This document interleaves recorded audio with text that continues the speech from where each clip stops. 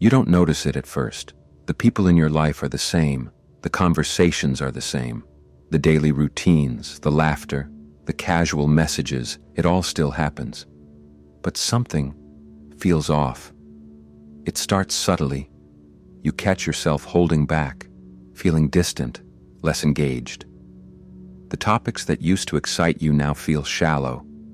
The patterns you once ignored, small manipulations, unresolved traumas, surface-level interactions, suddenly become glaringly obvious. And then, the distance grows. The people you once felt closest to don't seem to understand you anymore. Maybe they never really did. You try to explain the shifts happening inside of you, the way your perspective is changing, how you no longer see the world the same way. But the words don't land. They look at you like you've become someone else. And maybe you have. Spiritual awakening doesn't just transform your mind, it rewires your entire way of relating to the world. Some connections deepen, but many start to fade. Some people grow with you, while others feel like strangers. It's confusing, isolating, and at times, heartbreaking. But it's not random. It's a necessary process. So why does this happen? Why do so many relationships change or end after awakening? And how do you navigate this without feeling lost? That's exactly what we're about to uncover. You sit across from an old friend, nodding at their words, laughing at the right moments, but something feels different. The energy is off. The connection that once felt effortless now feels forced. It's as if you're existing on two different wavelengths. This isn't your imagination. Spiritual awakening isn't just a mental shift, it's an energetic transformation, and energy doesn't lie. Before awakening, many relationships are unconsciously built on shared wounds, emotional validation, or ego reinforcement. But as your consciousness expands, something changes. You become more aware of the patterns, how some people feed off negativity, how certain dynamics are built on competition rather than support, how conversations revolve around gossip instead of growth. At first, you might try to ignore it. You tell yourself you're just overthinking. But as time passes, the misalignment becomes undeniable. Certain people leave you drained, while others make you feel alive. Some conversations feel like echoes of the past, while others expand your mind in ways you never imagined. This is the vibrational shift. You're not better than anyone else. You're just changing, and not everyone is meant to come with you. One day, you realize they're gone. The people who once played such an important role in your life, friends, partners, even family members, start to fade away. The calls become less frequent. The conversations feel different. And before you know it, the connection is gone. It's painful, confusing. You wonder if you did something wrong, if you should have tried harder, if maybe, just maybe, you could have held on. But here's the truth. They didn't leave your life. You outgrew the version of yourself that kept them there. This isn't about abandonment. It's about vibrational alignment.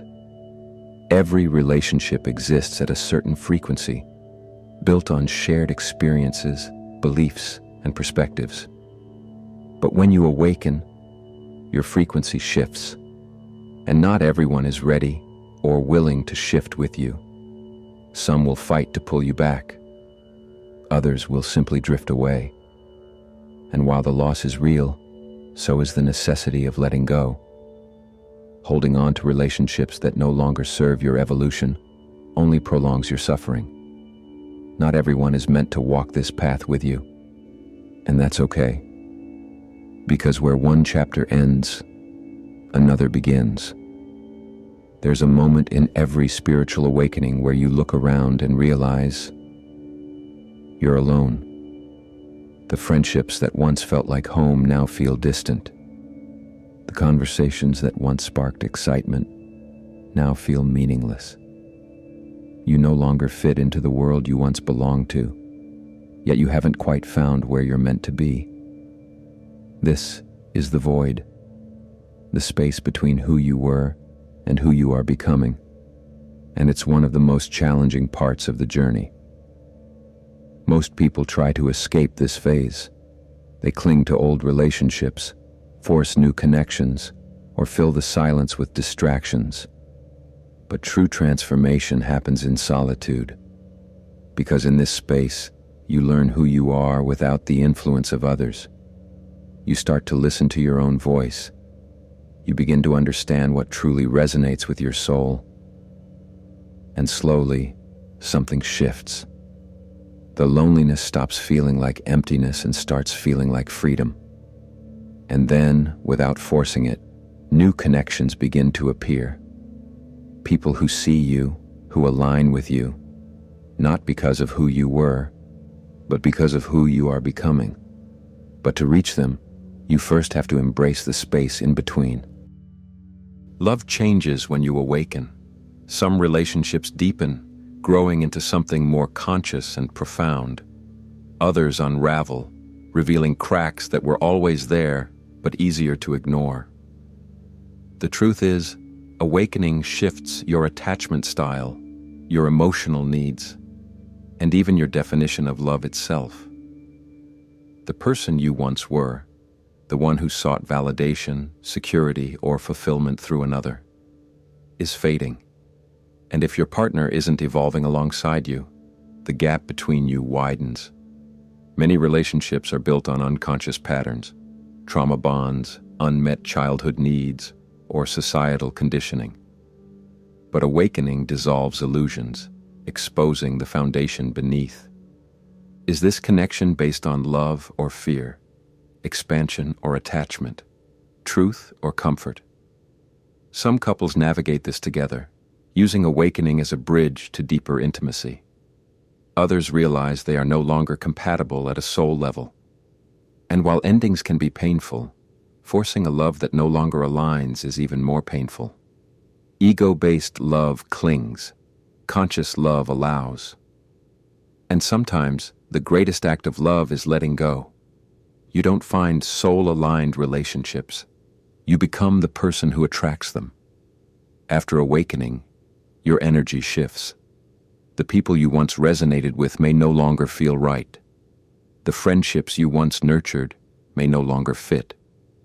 And while the void can feel endless, it's not a punishment. It's a recalibration. Every relationship in your life is a reflection of your own state of being. When you were living unconsciously, you attracted connections that matched that level of awareness.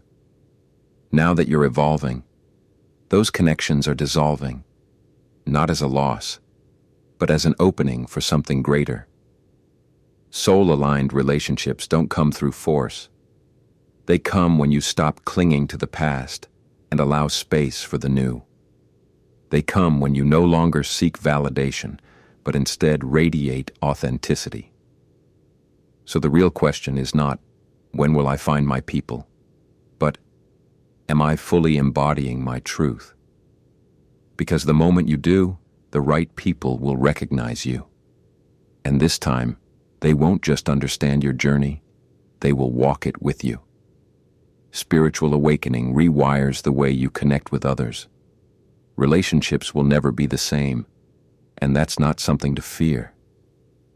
It's something to embrace. The people who remain in your life after awakening are not there by accident. They are meant to walk this path with you. And the ones who drift away, they are making space for something new, something aligned with the person you are becoming. Letting go is painful. The loneliness in between is real. But attachment is not the foundation of true connection. Alignment is. When you trust this process, when you surrender to the flow of who enters and exits your life, you stop chasing relationships that no longer resonate.